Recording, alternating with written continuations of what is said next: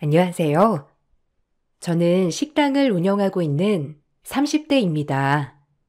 저는 20대부터 가게를 운영해 왔어요. 처음에는 아주 작은 소소한 가게였지만 지금은 분점까지 운영하고 있는 사장입니다. 남편은 가게에 제품을 납품하는 배송 기사였어요. 서로 몇 번 마주치다 보니 호감이 생겨서 연애를 했죠. 그러다가 결혼을 하게 되었습니다. 남편에게는 홀시모가 있었는데요. 시모는 겉으로 보기에는 귀하고 교양 있는 사모님 같았지만 남들에게 보이는 것이 매우 중요한 사람이었습니다. 그렇지만 정작 본인 실속은 없는 사람이었죠. 저는 무엇보다 나 자신에게 떳떳하고 멋있어야 한다고 생각을 하는 사람이었기 때문에 속이 중요한 저와 겉이 중요한 시모는 여러 번 부딪혔죠. 예, 너는 30대밖에 안 된 게 하는 꼬락서니가 이게 뭐니? 아유, 아무리 그래도 옷은 제대로 갖춰 입고 다녀야 하는 거 아니니? 보는 눈도 있는데 어떻게 된 게 결혼하고 나서 운동복이나 청바지 이런 거 빼고는 정장같이 깔끔하게 갖춰 입는 날이 한 번도 없는 거야. 아니 30대 다른 아가씨들 보면 예쁘게 차려입고 다니던데 아무리 그래도 화장도 좀 하고 다녀라. 여자가 된 게 민낯으로 다니면 다들 욕해. 너만 모르는 거지. 다른 사람들은 다들 뒤에서 수군거리고 다니고 있다 너. 돈만 많이 벌면 뭐 할 거야? 꼬락서니가 상그지인데. 어머님, 제 꼬락서니가 어때서 그렇게 말씀하세요? 이 정도면 편안하게 잘 갖춰 입고 다니는 거죠. 그리고 음식점 장사하는 사람이 이래야지. 일할 생각은 하나도 안 하고 누가 정장 입고 다녀요? 그런 정신머리로 살면 장사가 잘 되겠어요? 직원들은 뭘 보고 배우겠어요? 이렇게 하면 들어올 돈도 안 들어오는 거예요. 남들한테 잘 보이는 것보다 내실이 강해야죠.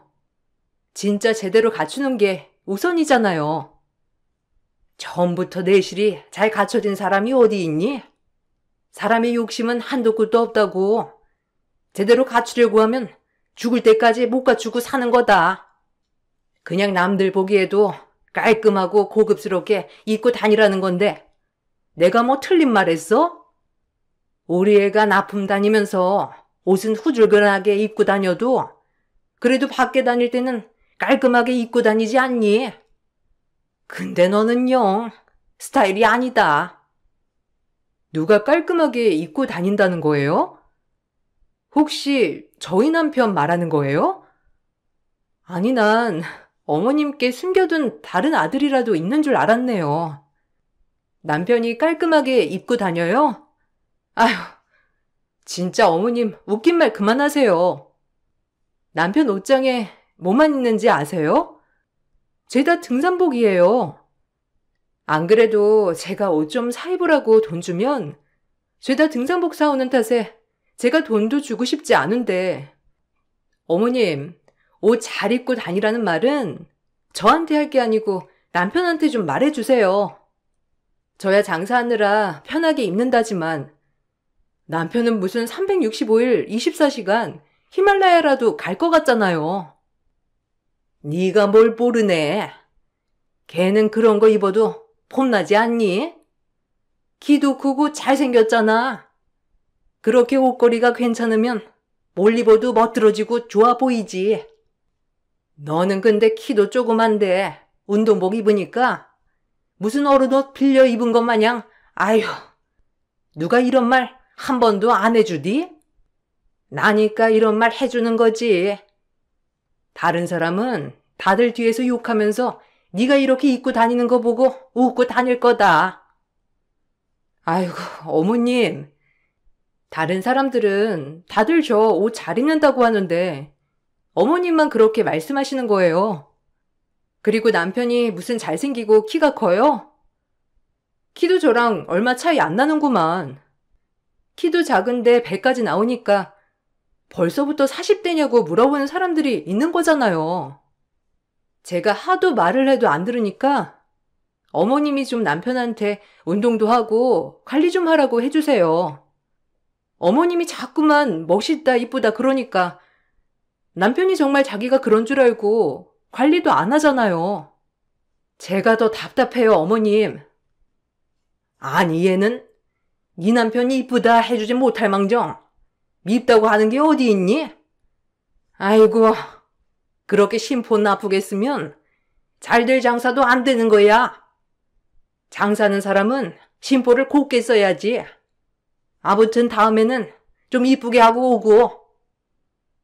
시모는 매번 얼굴이나 옷 지적질을 하셨습니다. 멀쩡한 옷을 입고 가도 이것이 마음에 안 드네, 저것이 마음에 안 드네, 난리도 아니었죠.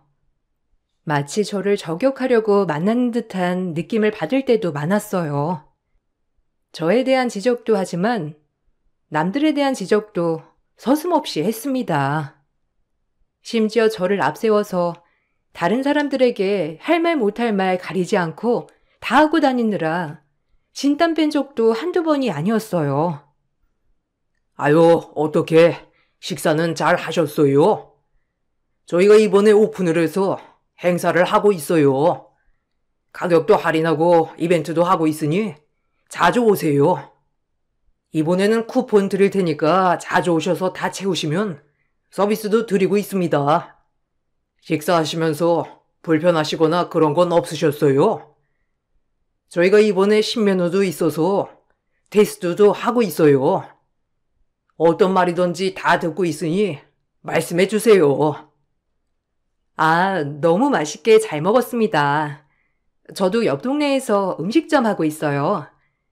그래서 이렇게 음식점 운영하시면서 얼마나 힘드실지 상상이 되네요. 정말 깔끔하고 음식 맛도 좋아요. 서비스도 정말 좋았고요. 직원분들이 다 친절하시고 빨리 대처도 해주시더라고요. 그 덕분에 편하게 식사할 수 있었습니다. 운영하시는 걸 보니 앞으로 더 잘 되실 것 같은데요. 아이고, 너는 왜 아까 하던 말을 안 해? 사장님 말 못 들었어? 어떤 말이든지 다 받아들이신다고 하잖아. 아까는 그렇게 투덜대놓고선. 아니, 사장님, 나는 여기 너무 편하고 잘 먹었어요. 음식 맛도 저한테는 너무 잘 맞고 우리 동네에 이런 게 생겨가지고 나는 너무너무 좋지 뭐야.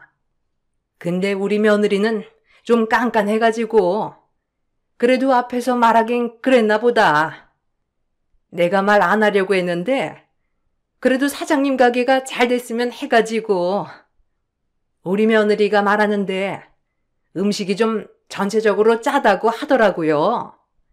사이드도 좀 다양했으면 좋겠고 나는 여기 정말 마음에 썩 드는데 아무래도 우리 며느리가 음식점 하다 보니까 나보다는 더 잘 보지 않겠어요? 난 여기 정말 좋아. 어머님, 지금 무슨 소리 하시는 거예요?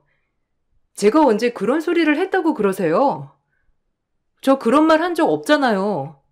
왜 그렇게 말씀하세요? 사장님, 그런 거 아니에요. 음식 정말 맛있게 잘 먹었습니다. 오해하지 마세요. 어머님이 자꾸 그렇게 말씀하시니 사장님 오해하시겠어요. 제가 언제 그렇게 말했다고 그러시는 거예요? 아니, 너 아까 짜다 어떻다 하지 않았어? 내 착각인가? 동수야, 제가 아까 짜다고 막 뭐라고 하지 않았어? 먹을 것도 없다고 하면서 막말했던 것 같은데. 뭐 아니면 말고. 아니라고 하면 되지. 무슨 그렇게 정색까지 하면서 뭐라고 할 일이야? 아니면 됐다 뭐. 엄마, 언제 그렇게 말했어? 그렇게 말한 적 없어. 엄마 뭔가 오해했나 보다. 그리고 당신도 별거 아닌 거 가지고 욱하지 좀 마. 민망하게. 창피하게 밖에 나와서 그렇게 어른한테 뭐라고 하는 거 보기 좋지 않잖아. 왜 그렇게 정색하고 그래? 뭐? 지금 내가 잘못했다고 하는 거야? 내가 하지 않은 말 가지고 했다고 하니까 말하는 거잖아. 당신도 같이 밥 먹었으니 알 거 아니야. 내가 언제 그렇게 말했다고 그러시는 거야? 진짜 기가 막혀서. 저 사장님은 나를 뭘로 보겠어. 그리고 그 말 제가 한 거 아니잖아요. 밥 먹으면서 내내 어머님이 하신 말이면서 왜 제 핑계 대면서 그렇게 말씀하세요? 아니, 그렇게 말할 수도 있는 거지. 뭘 또 그러냐? 아이고, 내가 잘못했다. 아니라고 하면 되지 뭐. 사장님한테 다녀오마. 우리 며느리가 그런 말 안 했다고 내가 말하고 온다고. 참나, 이렇게나 화낼 일이야? 시모는 본인이 한 말임에도 불구하고 제가 그런 말들을 했다면서 다른 사람들에게 좋지 않은 말을 서슴없이 하기도 했습니다. 그러다 보니 시모 주변의 사람들은 저에 대한 생각을 매우 부정적으로 하고 있을 때가 많았고 저에게 와서 따지시는 분들도 있었죠. 그럴 때마다 정말 기가 막히고 어이가 없었지만 처음에는 그냥 말이 전달되다 보니 잘못된 것일 수도 있겠다 싶어서 참았었죠. 그러다가 점점 이런 일들이 많아지면서 참지 못하고 바로 현장에서 그때그때마다 따지는 날들이 많아졌습니다. 시모의 이러한 행동들은 가끔씩 시댁에 갔을 때 다른 사람들이 집에 있는 경우에 더욱 강하게 나타나기도 했습니다. 시모는 저에게 특별하게 해주는 것이 없는데도 불구하고 어떻게 말을 하는지 엄청난 희생을 하는 것처럼 주변인들이 알고 있더라고요. 그러다 보니 시모의 주변인들은 이런 시모가 어디 있냐면서 저를 나무라거나 저에게 시모 칭찬을 해주는 일들도 많았습니다. 그래 왔니? 인사해라. 위층 아주머니 잠깐 오셨어. 우리 며느리 오느라 고생 많았지? 아주머니랑 차 한잔 마시고 있으렴. 내가 금방 반찬 챙겨줄게. 우리 며느리 반찬 잘 먹지? 안 그래도 일도 바쁜데 오라가라 한 건 아닌지 모르겠다. 그래도 이렇게 반찬 가지고 가면 며칠은 아무것도 안 하고 밥 먹자니. 이번에는 내가 넉넉하게 쌌어. 다 먹으면 또 달라고 하고 언제든지 해줄 테니까. 안녕하세요, 아주머니. 어머님, 근데 반찬 앞으로는 안 해주셔도 돼요. 저도 장사하고 음식 좀 하는데 거의 밥은 밖에서 먹잖아요. 그러니까 반찬 이렇게 가지고 가도 다 못 먹을 때가 많아가지고요. 전화로 계속 말씀드렸는데 오늘은 어떻게든 오라고 하셔가지고 이렇게 얼굴 보고 말씀드리려고요. 반찬은 이제 안 해주셔도 됩니다. 아이고, 그래도 밖에서 일하는 애가 힘들게 어떻게 반찬까지 하니? 내가 이렇게 다 만들어서 둘 테니까 너는 그냥 가지고 가기만 해. 이런 거 부담스럽게 생각 전혀 안 해도 된다. 편하게 친정엄마처럼 대하면 돼. 안 그래도 사돈댁이 여기서 한참 멀어가지고 잘 못 보잖니. 친정엄마처럼 챙겨준 거니까 너무 부담 안 가져도 된다. 아니, 우리 며느리는 참 복 받았네. 아니, 이런 시애미가 세상에 어디 있어? 다들 받으려고만 하고 부려먹으려고만 하는데 어머나, 너희 시모는 이렇게 반찬까지 싹 해놓고 챙겨주는 거 봐라. 참 좋은 시모 만났어. 나도 이런 시모 있었으면 지금처럼 시댁 싫어했겠어. 아무튼 요즘은 하도 시집살이 많이 당해서 그런가 바뀌는 사람들도 많더라고. 아유, 그렇지. 나도 하도 당한 게 많아가지고 내 며느리한테는 절대 그러면 안 되겠다 생각이 들더라고. 그리고 얘가 결혼만 했지만 너무 바빠서 살림을 전혀 못하고 있거든. 그런 것들은 내가 가서 도와주기도 하고 이렇게 건강할 때나 도와줄 수 있지. 조금만 더 늙어봐라. 그때는 내가 도와주고 싶어도 못 도와주지. 그때 되면 얘가 나 챙겨줄 거 아니니? 시모는 반찬을 챙겨주시기도 했지만 제가 먹는 반찬은 하나도 없었습니다. 죄다 남편이 좋아하는 반찬들이었죠. 여기에서 문제는 남편이 음식을 골고루 많이 먹는 편이 아니라는 점이었습니다. 그러다 보니 받아오더라도 매번 남겨서 버려야 하는 것도 큰일이라 매번 거절을 했었죠. 그렇지만 누군가가 시댁에 손님이 올 때마다 마치 보여주듯이 저를 불러서 반찬을 챙겨주시기도 했어요. 그 후로부터는 시모가 살고 있던 아파트에서 세상 좋은 시어머니로 소문이 나기도 했습니다. 그렇지만 막상 저와 둘이 있는 장소에서는 할 말 못할 말 가릴 거 없이 막말을 퍼부으시기도 했죠. 야, 너는 그 배가 뭐니? 가슴은 조그만데 배까지 나오니까 남자라고 해도 믿겠다, 야. 아무튼 너 그렇게 관리 제대로 안 하면 네 남편이 너 좋아하겠니? 나가면 예쁘고 늘씬한 사람들이 줄을 쭉 서서 있을 텐데 집에서도 좀 관리하고 살아라. 그리고 너 내가 부르면 좀 갇혀 있고 와. 아까도 내가 동네 창피해가지고 정말 며느리 집에 올 때 후줄근하게 입고 와야 한다는 거 그거 다 옛말이다. 요즘은 고급스럽게 딱 차려입고 와야 시댁면도 살고 그러는 거야.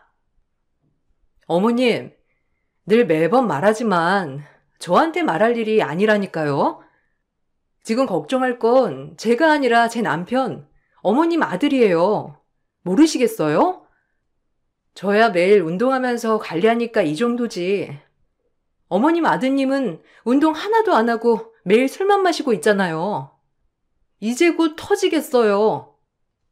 그리고 어머님, 제 옷차림 자꾸 지적하시는데 저 잘하고 다니는 거예요.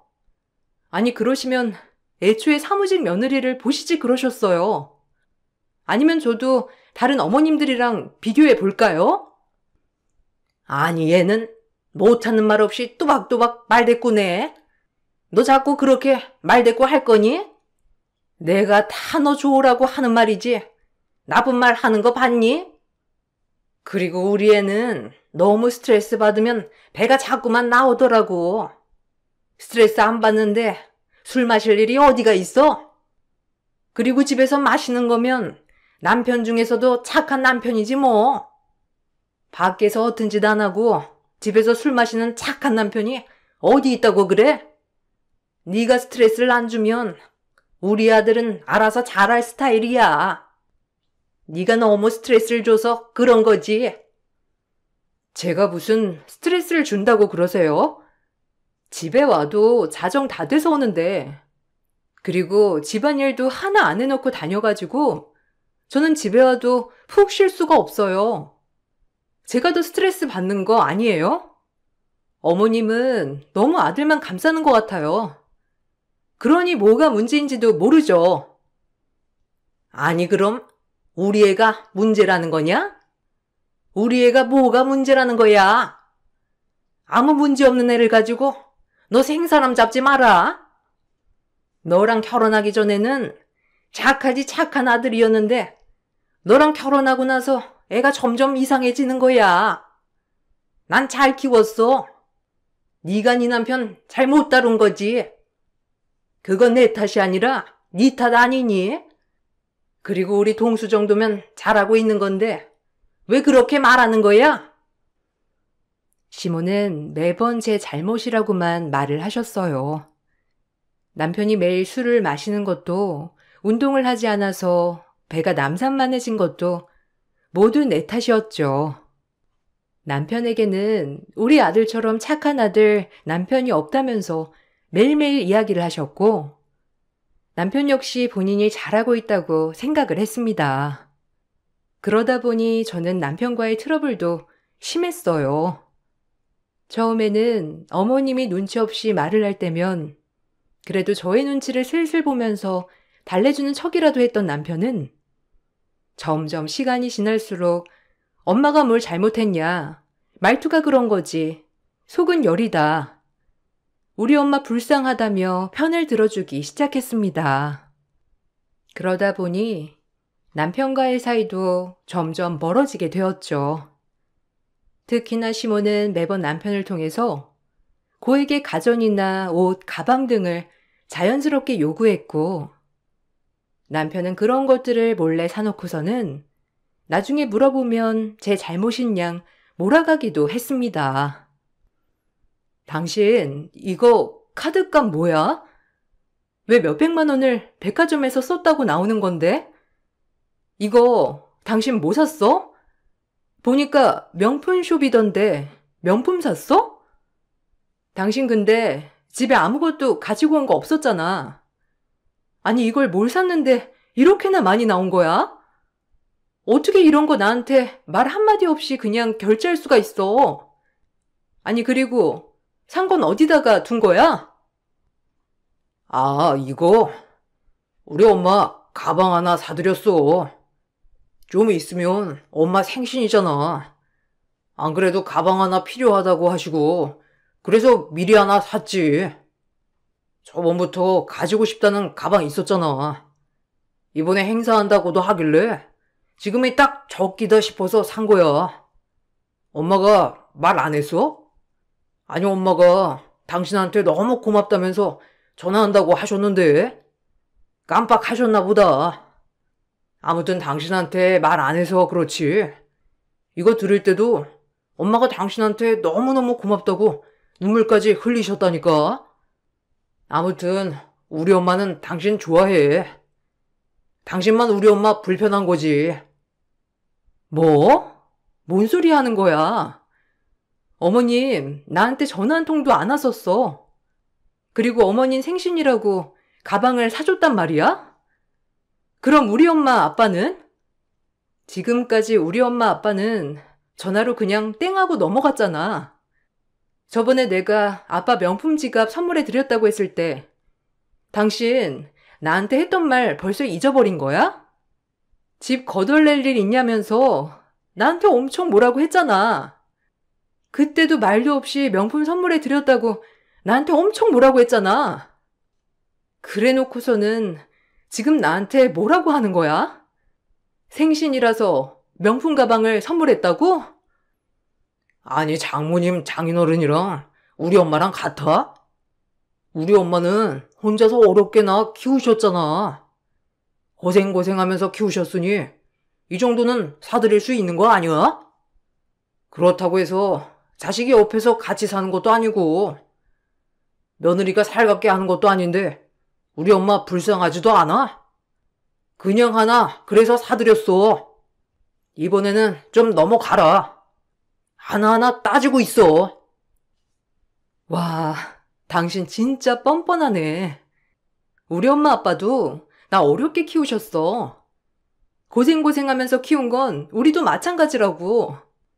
그래서 나도 명품 지갑 그 정도는 사드릴 수 있다고 생각한 건데 그때는 그렇게 그 난리를 피워놓고서는 지금은 이렇게 태도가 싹 바뀐다고? 참 어이가 없다 진짜. 이거 당신 용돈에서 제할게. 더 이상 말 안 할 테니까 당신 용돈에서 제하고 줄 테니 그렇게 알아. 이걸 왜 내 용돈에서 제해? 생활비에서 빼. 그게 맞는 거지. 엄마가 당신한테 반찬도 보내고 그러는데 왜 아무것도 안 해주는 사람 취급해? 솔직히 말해서 우리 집에 행사가 있어 아니 명절에 음식을 산더미같이 해. 그런 거 하나 없이 깔끔한 집안에 시집와가지고 아무것도 안 하고 편하게 살고 있으면서 이 정도도 못 맞추는 거야? 너무하네. 뭐? 참나 기가 막혀서 진짜.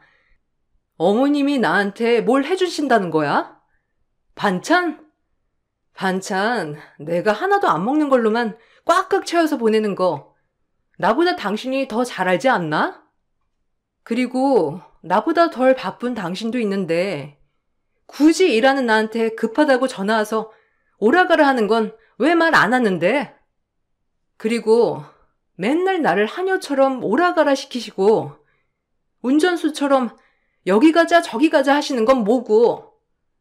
나 그것도 다 참고 지냈는데 명절 음식 안 한다고 내가 고마워해야 하는 거야? 그런 거 안 하면서 며느리 대우 잘해주는 집이 더 많아. 무슨 소리 하는 거야? 참나, 그런 집이 어디 있어? 그리고 우리 엄마 같은 시어머니가 어디 있고? 당신 진짜 그러는 거 아니다. 엄마가 말은 틱틱해도 당신한테 나쁜 짓 하는 사람도 아니고 속도 여리고 순진한 사람인데 당신이 너무 엄마를 나쁘게만 보는 거라니까. 아휴, 진짜. 당신 정 떨어진다. 정 떨어져? 나야말로 정 떨어진다. 지금까지 내가 꾹 참고 노력한 건 하나도 안 보이는 거야? 그래, 알았어. 그렇게 가엾고 안타까운 어머님, 당신이 가서 잘 모시면서 살아. 솔직히 나는 앞으로 그럴 수 없을 것 같으니까. 남편은 그 뒤로 저에게 잘못했다면서 싹싹 빌었지만 저는 더 이상 남편과의 미래도 잘 보이지 않았습니다. 그래서 헤어짐을 이야기했지만 남편이 극구 반대하기도 했고 당시 가게를 확장하면서 정신이 없었기 때문에 당분간 별거를 하기로 말하게 되었죠. 그렇게 별거를 하고 나서도 저는 정신없이 지냈습니다. 가게 일만으로도 눈코 뜰 새 없이 바빴기 때문이었어요. 시간이 흐르고 분점 확장 때문에 정신이 없던 와중에 가게 종업원이 갑자기 저에게 전화를 해 왔습니다. 빨리 와달라는 전화였죠. 급하게 가보니 가게에서 막 나가려는 시모를 발견했습니다. 저는 바로 뛰어가 시모의 뒷덜미를 잡았죠. 시모는 깜짝 놀란 표정으로 저를 보다가 이내 저에게 화를 내기 시작했습니다. 어머, 얘! 너 뭐 하는 거니? 가게는 안 보고 어딜 가서 이제야 나타난 거야? 내가 너네 가게 홍보 좀 해줬다. 어떻게 된 게? 이 시간에 가게에 손님이 하나도 없을 수가 있니?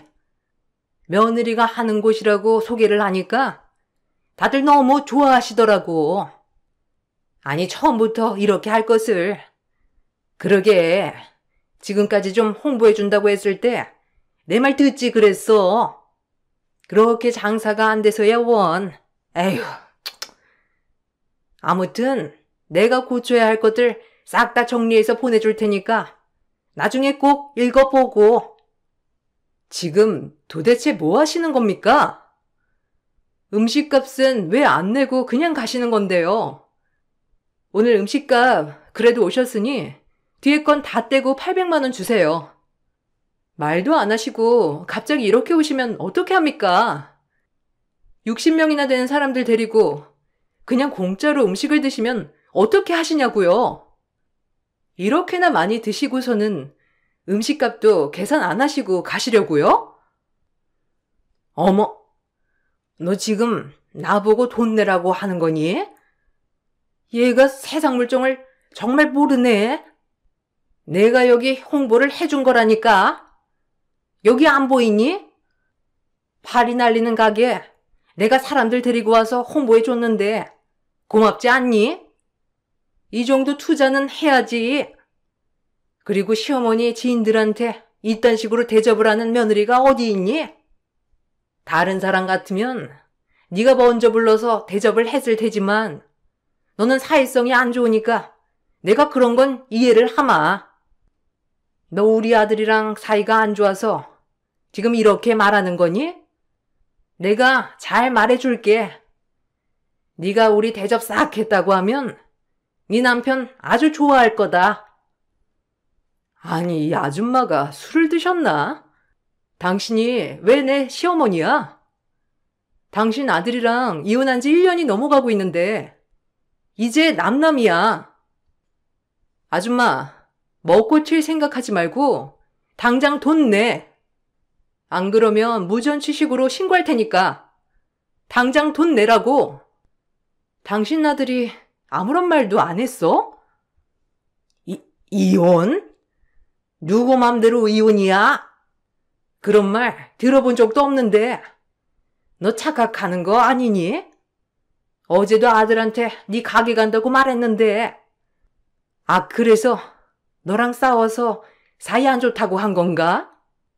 어쨌든 우리 아들도 너랑 헤어질 생각 많이 없는 것 같은데 다시 합쳐라. 너도 사실 그때 욱해서 싸워가지고 이혼한 거 아니니? 참나, 헤어질 생각이 없어? 그런 사람이 이혼 전부터 딴 사람 만나고 돌아다녀요? 뒤에서 허튼 짓 잘도 하더니만 앞에서는 알랑방귀 끼는 거 참 모자가 똑같네. 헛소리 하지 말고 오늘 먹은 밥값이나 제대로 내고 가세요. 내가 그래도 예정을 생각해가지고 뒷자리는 아예 깎으려고 했는데 안 되겠네. 10원 하나도 다 내고 가세요. 아니, 너 지금 무슨 소리를 하는 거냐? 가족 가게에서 밥을 먹었는데 무슨 돈을 내라고 하는 거야? 난 못 준다. 받고 싶거들랑 우리 아들한테 말해서 받든지 말든지 해. 아주 그냥 시어미를 무시하고도 유분수지. 지금 뭐 하자는 거냐? 당장 사과 못해? 시모의 난동으로 결국 경찰까지 부르게 되었고, 현재의 상황을 설명하니 경찰 측에서도 시모를 데리고 가 무전취식에 대한 안내를 해준 듯 했습니다. 뒤늦게 이 사실을 알게 된 남편은 저에게 연락을 해왔습니다. 처음에는 그냥 넘어갈까 싶었던 일이었지만 점차 남편의 태도에 그냥 넘어가서는 안 되겠다 다짐을 하게 되었습니다. 야, 네가 잘나면 얼마나 잘났다고. 우리 엄마를 무시해? 그까짓 거 밥값 내면 될 거 아니야. 나중에 말해도 될걸.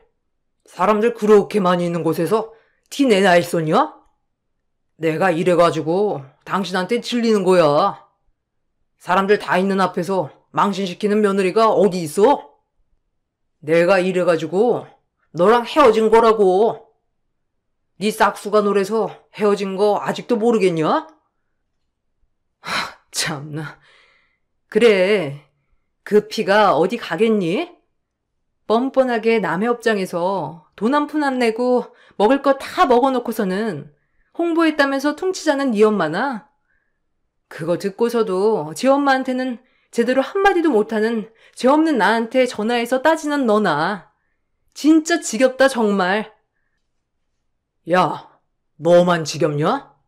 나도 너 지겨워. 그래서 헤어진 건 모르냐? 네가 얼마나 잘났다고. 엄마가 겁만 따지네 어쩌네 할 때부터 넌 글렀어. 야, 얼만데? 내가 그 돈 갚을 테니까 얼마냐고. 계좌번호랑 다 지금 보내줘. 뭔가 착각을 단단히 하신 모양인데 네 엄마가 데리고 온 사람들이 먹고 마신 것만 해도 얼마인 줄이나 알고 그 말 하는 거니? 거기다가 오늘이 처음일 거라고 생각한 것도 참 웃기네. 지금이 처음이라고 생각했어? 나 없을 때만 골라서 왔더라. 처음에는 지인들이랑 같이 와서 먹고 그랬을 때 직원들이 나 이혼한 거 모르니까 그냥 받아줬다고 하더라. 근데 나중에 내가 말하니까 이제야 이런 일이 있었어 하면서 알게 된 거야. 이번에는 내가 늦지 않게 가서 망정이지. 일단 그 전부터 공짜로 먹었던 거 정산해 줄게. 그것도 다 내놔 그러면. 참고로 이번에는 800만 원이니까 그것부터 계산하자. 뭐? 800만 원? 어디서 밥값을 뻥튀기야? 얼마나 먹는다고 800만 원씩이나 나오냐고? 너 거짓말하면 사기죄로 고소할 거야. 알았어? 해봤자 몇십만 원밖에 안 나오는 싸구려 가게에서 무슨 800만 원이야? 너 이거 수작 부리는 거지? 수작이라니. 맘대로 생각해. 내가 세세하게 청구서 작성해서 싹 다 보낼 테니까. 다행히 그동안 CCTV도 다 저장해뒀고 그냥 봐봐. 근데 이거 빠른 시일 내로 해결해야 될걸? 안 그러면 내가 당신네들 사기죄로 고소할 거니까.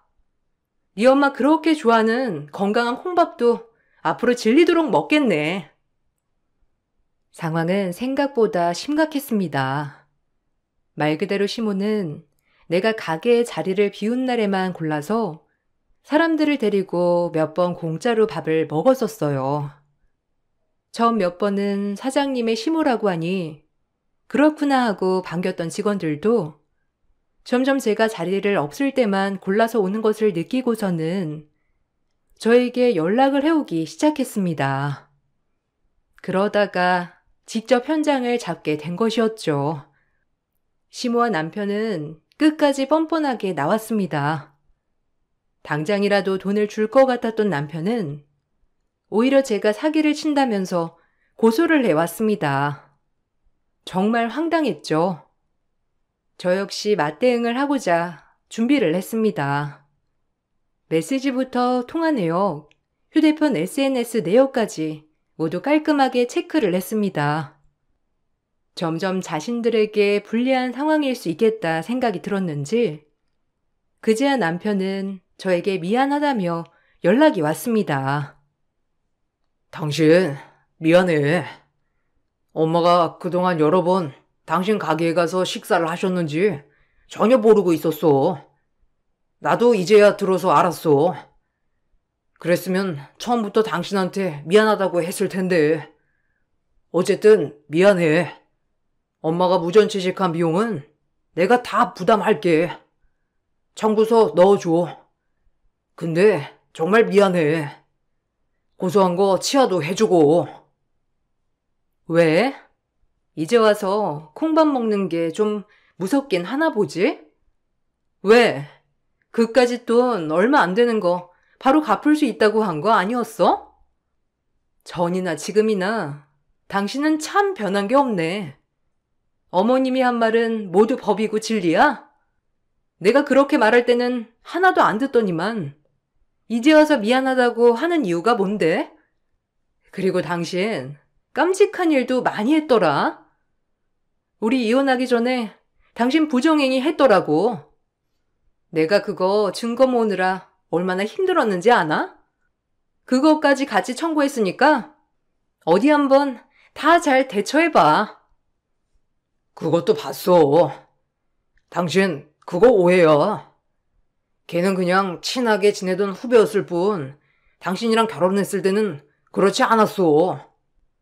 우리가 이혼하고 나서야 나도 걔랑 만나기 시작한 거고. 그건 오해야.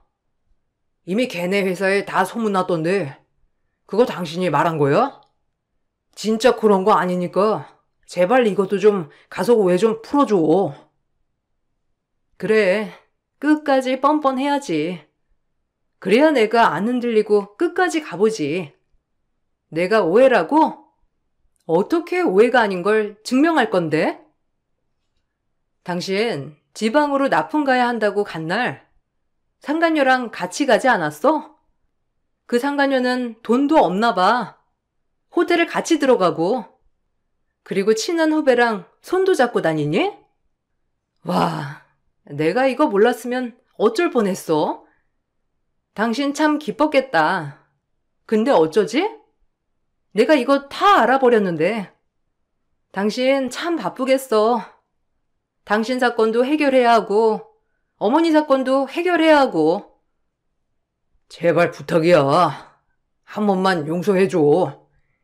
이미 우리 끝난 사이잖아. 이제 와서 이렇게 하는 게 무슨 소용이야? 혹시 나랑 재결합 원해서 이렇게 하는 거야? 미안한데 나 당신이랑 재결합할 생각 하나도 없어. 무슨 자신감이야?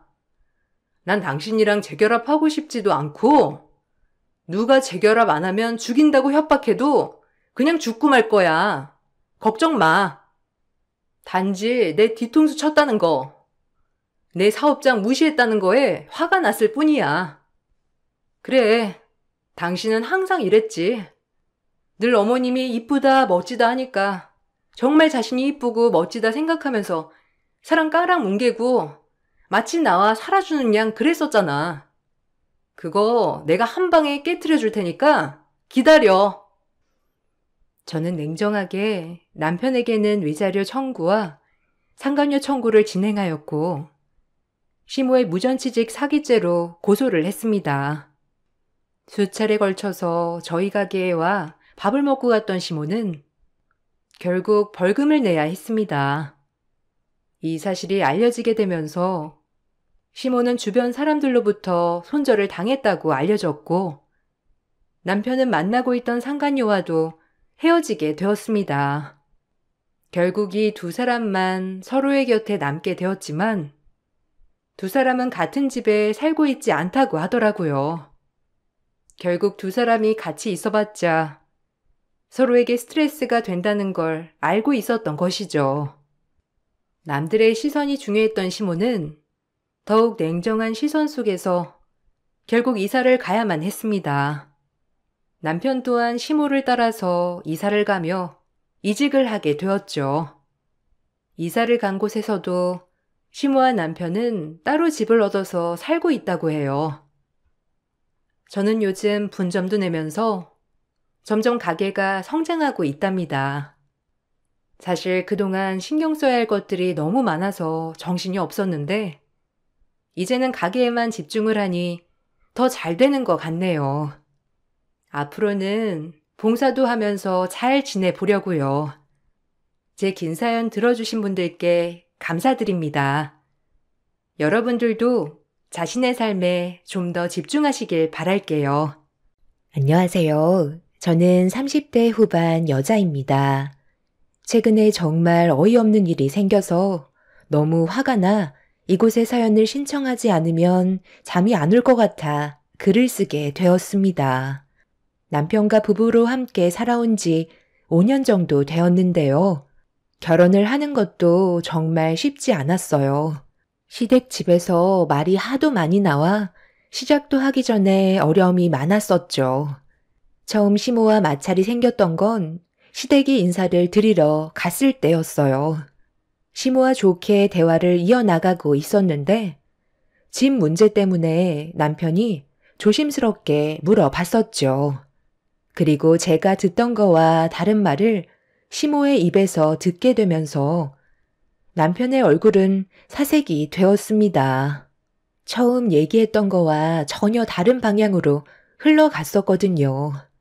남편이 저와 결혼을 생각할 당시 시모가 처음에는 집을 구할 때 부족한 자금을 어느 정도 맞춰주신다고 하셨는데 조금의 지원도 해줄 수 없다는 시모의 말에 저희 부부는 당황스러웠었어요. 남편은 무슨 이유 때문에 도와주실 수 없으신지 여쭤보았어요. 묵묵히 듣고 계셨던 시모는 예상 밖의 말을 꺼내셨죠. 네가 먼저 결혼하는데 집 살 돈까지 지원을 해주면 너희 형은 앞으로 어떻게 하니? 나중에 형 결혼하게 되면 그때 돼서 빌려준 돈 다시 줄 거냐? 형은 결혼 안 한다면서요. 지금도 백수 생활만 하고 있잖아요. 저보다 나이가 3살이나 많은데 아직까지 제대로 된 직장도 못 잡았고 특별한 기술이 있는 것도 아니고 아버지 세상 떠나시고 남은 재산 엄마한테 전부 다 넘어가고 나서 형은 그 돈으로 놀고 먹기만 하는데 저는 왜 도와줄 수 없다는 거죠? 저는 좋은 자식인 거예요. 어떻게 매번 항상 형만 챙기시는 건데요. 처음에 약속하신 대로 저희도 일부 도와주셨으면 좋겠어요. 부탁 좀 드릴게요. 너희 형은 우리 집안의 가장이다. 그렇기 때문에 나중에 큰일이 생겨도 너희 형이 전부 다 신경 써줄 테고 나랑 한 가지 약속을 했었다.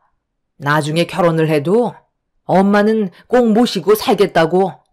너희 형이 그만큼 엄마를 사랑한다는 뜻이야.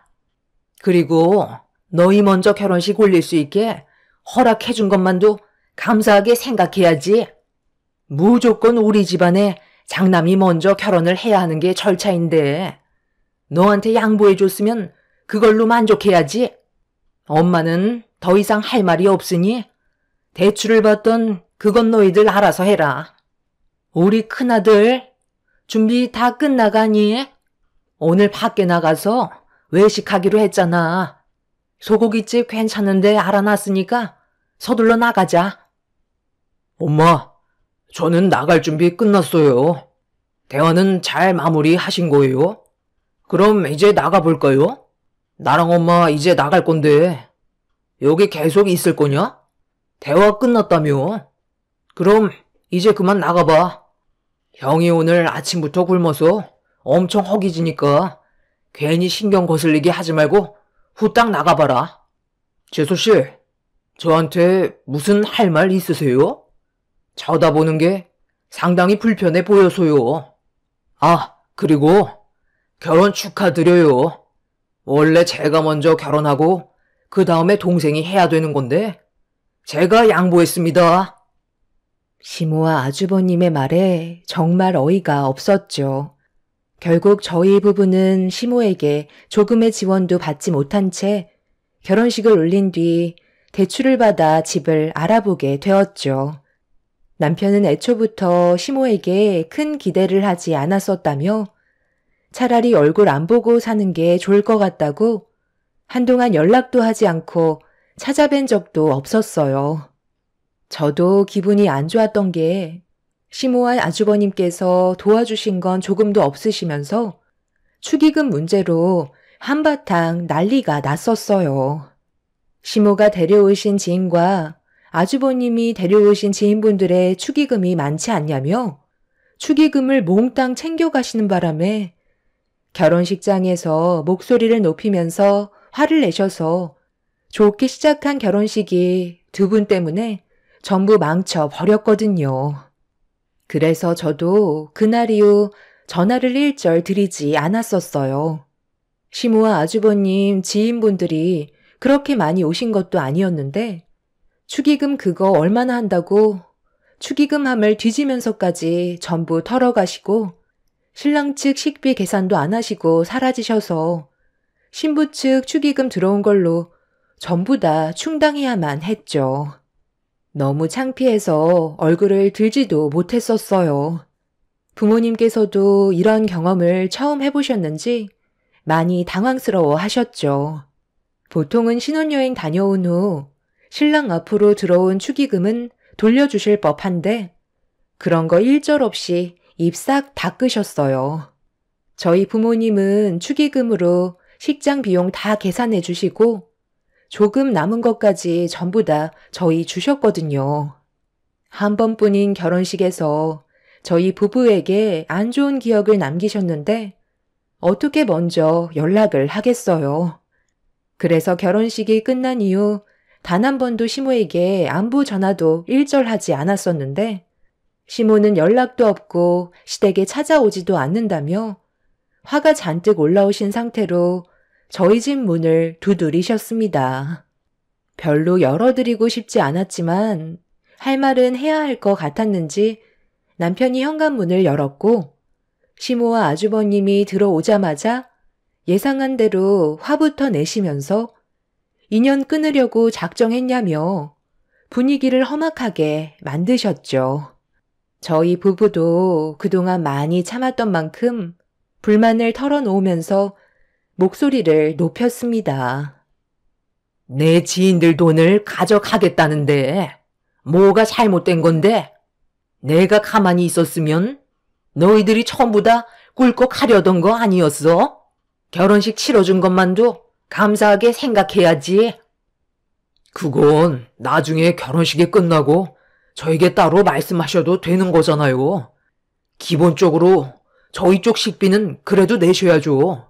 엄마랑 형 지인분들만 있었어요? 저희 사람들이 훨씬 많았다고요. 엄마가 집안 망신 다 시킨 거 알아요? 제가 그때 얼굴을 들지도 못할 정도였다고요.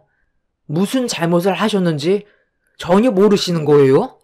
차라리 인연 끊는 게 훨씬 속 편하겠어요. 너 지금 엄마한테 말 다 했어? 버릇없이 어디서 큰 소리야? 정말 인연 끊을 작정이었어? 엄마가 얼마나 걱정이 되셨으면 나랑 같이 좀 가자고 했겠어. 입장을 바꿔놓고 생각해 보세요.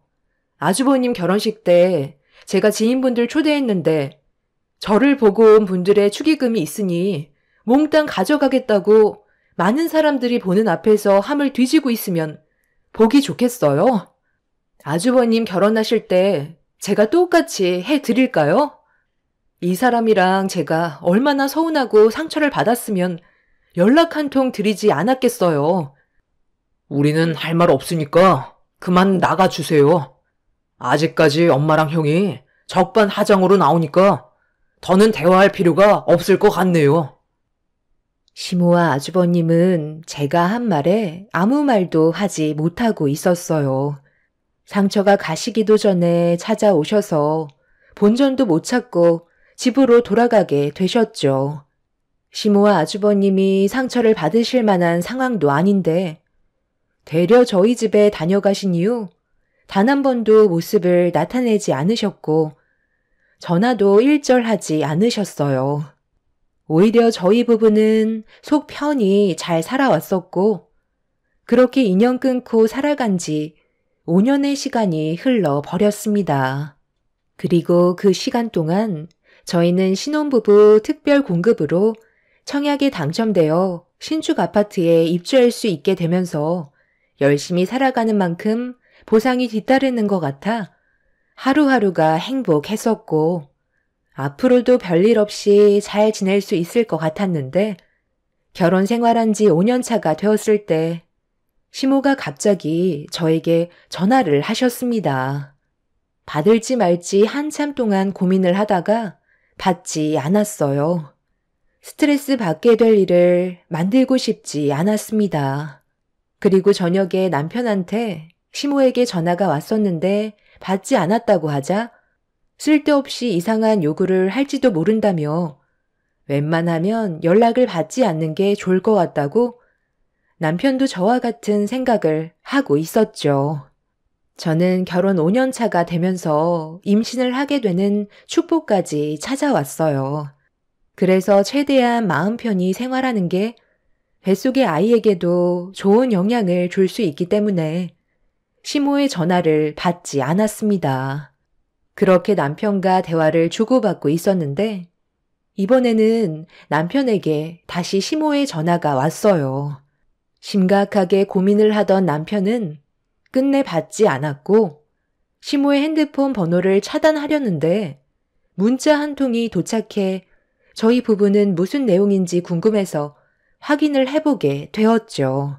그런데 걱정했던 거와 다르게 시모가 보낸 문자 내용은 아주버님이 결혼을 하게 됐으니 웬만하면 식장에 참석하는 게 좋을 것 같다는 말씀을 하셨습니다. 저희 소식이 궁금하셔서 전화를 하셨던 게 아닌 아주버님 결혼식 때문에 연락을 하셨다는 거에 많은 실망을 하게 됐었어요. 5년 만에 처음 문자를 보내셨던 내용에는 그동안 잘 지내고 있었는지 아니면 과거에 있었던 일들에 대해 미안했다는 말을 하셨던 게 아니라 딱 용건만 말씀하신 것 때문에 남편은 시모에게 아무런 답도 해주지 않았어요. 결혼식 날짜까지 잡혔다는 건 저희를 빼고 상견례까지 이미 다 진행했다는 건데 결혼식에는 저희 부부가 필요하다고 생각하셨는지 아쉬워서 연락하신 것 같은 느낌이 들어 기분이 좋지 않았었죠. 그렇게 며칠이 지나는 동안 저희가 아무런 반응이 없자 시모가 답답하셨는지 남편의 회사로 직접 찾아오셨다는 연락을 받게 되었고 잠깐 회사에 들려달라는 말에 저 또한 무슨 말을 하시려는지 듣고 싶어 남편이 있는 곳으로 급하게 출발을 했어요. 그렇게 허겁지겁 도착을 하니 시모와 남편이 서로 얼굴을 마주한 채 자리에 앉아 있었고 무언가 심각한 대화를 주고받고 있는 중이었는지 남편의 얼굴빛이 어두워 보여 서둘러 들어가려는 순간 누군가 저를 강하게 밀쳤고 그 충격으로 넘어지고 말았어요. 임신한 몸이었기 때문에 최대한 조심해야 되는데 저를 밀어버린 여자는 넘어진 저에게 사과를 하는 것보다 오히려 제가 문 앞에서 얼쩡거렸다고 화를 내고 있었습니다. 그런데 옆에서 누군가 저를 째려보고 있던 여자가 말을 붙여왔어요. 갑자기 왜 그래? 무슨 일 생긴 거야? 우리 엄마가 여기 카페가 맞다고 했는데 왜 안 들어가고 있어? 아, 저기 계시네. 서둘러 들어가자. 오빠, 아니, 저 여자가 입구를 막고 서 있길래 내가 살짝 툭 쳤는데 넘어지는 거 있지? 내가 잘못한 거야? 들어가든지 아니면 나가든지 빨리 움직여야지. 앞에서 막고 있길래 밀치고 들어가려 했는데 넘어지면서 나한테 임신했다고 갑자기 화를 내는 거 있지? 내가 왜 욕을 먹어야 되는 거야? 오빠는 이해가 돼? 아니, 재수 씨가 여긴 어떻게 알고 온 거예요? 우리 엄마가 분명 종수만 불렀다고 했었는데 어디 다친 데는 없으세요? 그러게 왜 임신한 몸으로 나오셨어요? 뭐야? 그럼 오빠가 말했던 시동생 아내 되시는 분이야? 그럼 나한테는 동서인 건가? 잘 됐네. 나도 하고 싶은 말 많았었는데 이참에 한마디 해야 되겠어. 저를 밀쳤던 성격 고약한 여자는 충격적이게도 아주버님의 예비 신부였어요. 너무 어이가 없어서 넘어진 상태로 쳐다보고 있는데 저를 지나쳐 시무와 남편이 있는 곳으로 성큼성큼 걸어갔습니다. 아주버님은 저를 보면서 난처한 얼굴로 일으켜 세워주려다가 개념 없는 여자가 빨리 오라는 말에 저를 보며 내밀었던 손을 걷어들인 뒤 저를 밀친 여자의 뒤를 따라 걸어갔어요. 그 모습을 보면서 천천히 몸을 일으켜 숨을 돌린 뒤 남편이 있는 곳으로 걸어가자 저를 발견한 남편이 달려와 부축해 주었고 옆에 같이 앉을 수 있었죠. 첫 만남부터 아주버님의 예비 신부인 여자와 좋지 않은 감정이 만들어진 상황 속에 대화가 이어졌어요. 너는 부르지도 않았는데 왜 여기까지 온 거야? 종수 너는 내 말이 무슨 뜻인지 알겠지? 그래도 형이 늦은 나이에 결혼을 하는데 네가 형을 위해서 사회 정도는 봐줘야 하지 않겠어? 그게 어려운 것도 아니니까 이번 기회에 서로 좋게 풀고 다시 예전처럼 웃으면서 지냈으면 하는데 그렇게 해줄 수 있는 거지? 제 마음 풀리지도 않았는데 무슨 사회를 보라고 하세요? 그리고 사회는 형 친구분들께 부탁드리지 왜 동생인 저보고 하라 하세요? 아까도 말씀드렸지만 지나간 일이라고 해서 그냥 넘어갈 생각 마세요. 저희는 아직까지 상처가 남아있는데 엄마랑 형은 왜 자꾸 인정을 안 하는지 모르겠어요. 사과 한마디 하는 게 그렇게 힘들어요? 원하는 걸 얻으시려면 앞전의 일들부터 해결을 하셔야죠. 다시 한번 말씀드리지만 저희는 아직까지 그때 상처받았던 감정이 그대로 남아있어요. 그런데 당신 어디 안 좋아? 어디가 불편해 보이는데? 아까 저분이 뒤에서 나를 밀쳐서 넘어졌는데 그 충격으로 뱃속의 아이가 놀랐는지 계속 배가 뭉치네. 그리고 허리까지 삐끗한 것 같아 계속 시큰거려. 아니, 그게 사람 지나가는 길을 막고 있으니까 상식이 없는 사람 같아서 말로는 안 통할 것 같아 살짝 밀치고 들어가려 했던 건데 혼자서 넘어진 거예요. 저기요, 그게 지금 말이 된다고 생각해요? 상식적으로 입구 앞에 사람이 서 있으면 잠시만요, 지나갈게요. 가 먼저 아닌가요? 어떤 상황인지 알지도 못하면서 무턱대고 뒤에서 밀면 어쩌자는 거예요? 이 사람 임신했다고요. 둘 다 잘못되면 그쪽이 책임질 거예요? 형은 저런 여자랑 지금 결혼하겠다는 거야? 내가 충고 하나 하겠는데 사람 함부로 잘못 들이면 집안 망하는 거 순식간이야. 내가 봤을 때 저 여자랑 결혼하면 형 인생도 말아먹을 거라고. 제발 정신 좀 차려. 너 지금 형수한테 말버릇이 그게 뭐야? 당장 사과하지 못해? 그래도 동생이라서 최대한 좋게 해결하려 했는데 이거 안 되겠네. 엄마, 나 결혼식 때 저놈이 참석하는 거 보고 싶지 않으니까 그만 일어나는 게 좋겠어요. 오냐오냐 하니까 아주 형이 만만하지? 너희 형수가 잘못을 했어도 그런 식으로 말을 하면 안 되는 거야. 내가 너희들과 잘 지내려고 생각한 것부터가 잘못된 것 같다. 그래도 가족이니까 과거의 일들은 전부 잊어버리고 다시 시작해보려고 했는데 어쩜 너희들은 안 맞아도 이렇게까지 안 맞을 수가 있니? 종수 너는 내 뱃속에서 나온 자식이 맞는지 의문이 들 정도다. 어차피 이렇게 된 거 확실하게 알았다. 5년 동안 등지고 살았으니까 앞으로도 그렇게 하는 게 좋을 것 같으니까 2번 다시 우리 연락하지 말고 살자. 이래서 내가 큰아들만 믿고 사는 거야. 너는 믿을 만한 구석이 하나도 없어. 그러니 너희 결혼할 때 냉전 한 푼 지원해주지 않았지. 너희 큰형은 이번에 집 살 때 3억 지원해줬다. 원래 한 집에서 같이 살까 했었는데 그래도 신혼인데 둘이서 어느 정도 시간 좀 보내고 손주까지 낳아야 되니까 엄마가 가진 재산 전부 털어줬거든. 그리고 이건 너희들 몫이다. 지금 이게 뭐예요? 설마 저희한테 돈을 달라고 하시는 건 아니시죠? 34평 아파트가 6억이나 해요? 그런데 그 절반인 3억의 잔금을 저희 보고 납부하라고요? 내가 너한테 얘기했니? 내 아들과 대화 중이니까 좀 빠지거라. 종수 너 그동안 키워주는데 얼마나 많은 돈이 들어갔는지 알아?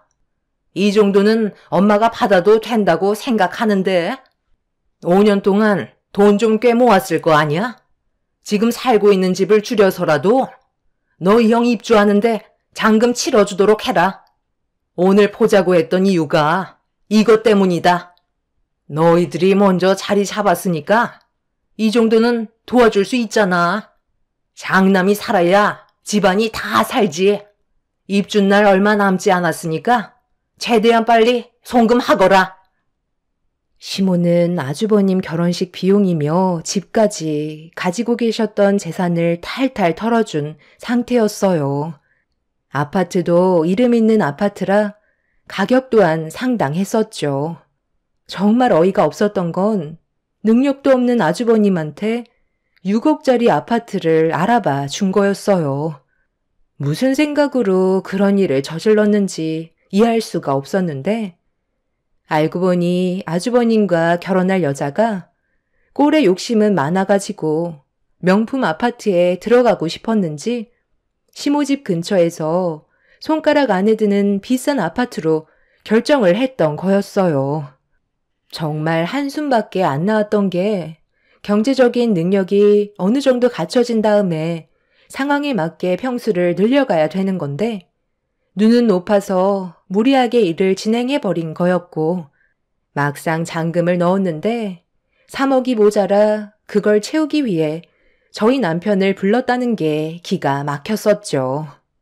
저희 부부는 더 이상 대화조차 섞을 필요가 없다 생각해 자리에서 일어났고 밖으로 나가려는 순간 시모가 앞을 가로막아 서더니 3억 잔금을 해결해주지 않으면 절대 못 나간다고 화를 내셨어요. 하지만 남편은 이미 시모와 평생 인연을 끊어내려고 결정을 했는지 시모를 밀친 뒤 건물 밖으로 빠져나왔습니다. 시모의 억지스러운 행동에 너무 큰 실망을 하게 된 저희는 그날 이후 2번 다시 어떠한 연락도 받지 않았고 나중엔 전화번호까지 바꿔버렸어요. 그렇게 아주버님은 저희 없이 결혼식을 진행했다는 소식을 접하게 되었는데 얼마 뒤 다시는 시댁집안과 얼굴 안 보면서 살게 될 줄 알았지만 예상하지 못한 충격적인 일이 터지게 되면서 남편은 이성을 잃고 말았습니다. 저희가 아주버님이 입주하게 될 아파트 잔금을 치르지 않자 아주버님이 대출을 받아 어찌어찌 3억을 채워 입주를 한 것 같아 보였어요. 그런데 여기에서 문제가 생기게 되었는지 시모가 저희 부모님 집에 찾아오셨다는 연락을 받은 저희 부부는 급하게 친정으로 향했어요. 시모는 오열을 하시면서 도와달라고 애원하셨어요. 지금 여기에서 뭐 하시는 거예요? 왜 저희 부모님한테 도와달라고 손을 내미시는 건데요? 당장 나가세요. 서로 안 보고 살면 편하잖아요. 그만 좀 하시라고요. 이번에는 정말 도움이 필요해서 찾아왔다. 안 그럼 우리 큰아들이 길거리에 나앉게 생겼다고. 내가 쓰러지는 걸 꼭 봐야만 되겠니? 사돈, 저희 좀 도와주세요. 저희 큰아들놈이 글쎄 이번에 힘들게 입주하게 된 집을 저 몰래 처분하고 그 돈으로 새며느리와 제가 준 3억으로 큰 돈을 만져보겠다며 경마장에서 모든 돈을 탕진하고 말았어요. 큰아들은 경마 같은 거 전혀 할 줄 모르는데 알고 보니까 새며느리가 알려줬더라고요. 몇 번 같이 다니다 보니 재미를 느꼈는지 결국 일을 저지르고 말았어요. 큰아들이 대출도 많이 받아서 지금 신용불량자까지 되어버린 상태인데 제가 할 수 있는 게 아무것도 없어요. 제가 저번에 말씀드리지 않았어요? 사람 잘못 들어오면 집안이 망한다고 했잖아요. 엄마는 왜 제 말을 조금도 들으려 하지 않는 거죠? 당장 나오세요. 장남이 살아야 집안이 산다고요.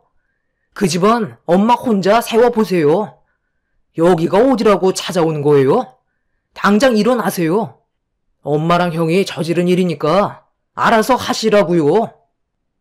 남편은 화가 머리끝까지 올라왔는지 한 번만 도와달라고 싹싹 빌고 있는 시모의 멱살을 잡은 뒤 밖으로 끌고 갔어요. 그리고 시모를 차에 태웠습니다. 저도 남편 차에 올라탔고 저희가 향한 곳은 시댁이었어요. 집에 도착하니 아주버님이 라면을 끓여 먹고 있더라고요. 그런데 바닥에 굴러다니는 소주병이 한두 개가 아니었습니다.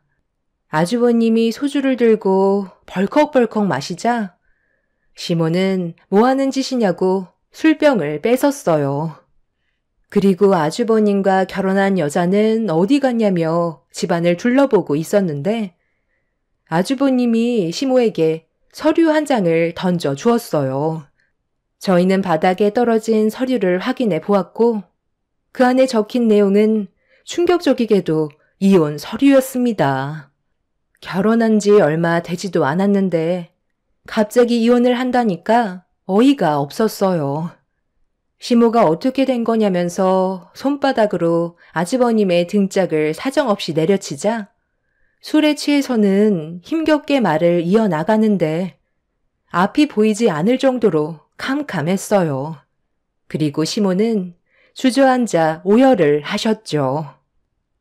지금 그걸 말이라고 해? 새며느리가 집 밖으로 나가면 네가 붙잡아야 할 거 아니야? 이렇게 되면 앞으로 너 인생은 어떻게 할 건데? 새며느리가 정말 그렇게 얘기했니? 아유, 그렇다니까요. 더 이상 저랑 같이 살고 싶지 않다고 했어요. 돈도 다 탕진했고 저와 함께 살면 앞으로 입에 풀칠도 못할 것 같다면서 이혼 서류를 내미는데 어떻게 붙잡아요? 제가 지금 일을 하고 있는 것도 아니잖아요. 빚만 잔뜩 있는 신용불량자에 일도 안 하는 백수니까 더 이상 볼 필요가 없었겠죠. 그래서 그냥 가게 놔둔 거야? 너 혼자 모든 걸 결정한 게 아니잖아. 걔가 너를 이렇게 만든 거니까 당연히 새며느리한테도 책임이 있는 거라고.